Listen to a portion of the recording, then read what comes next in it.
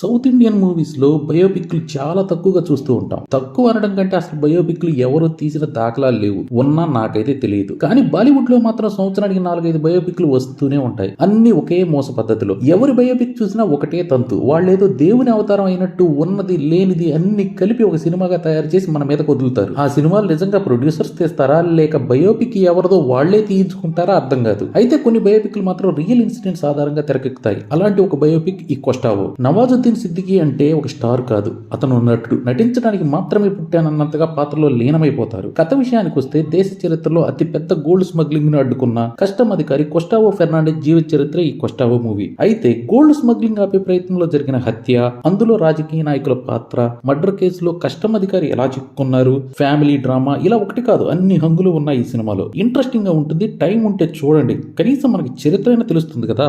ఈ రివ్యూ కనుక మీకు నచ్చినట్టయితే ప్లీజ్ సబ్స్క్రైబ్ చేసుకోండి, బెల్ ఐకాన్ నొక్కడం మర్చిపోకండి. ప్లీజ్ ఎంకరేజ్ చేయండి.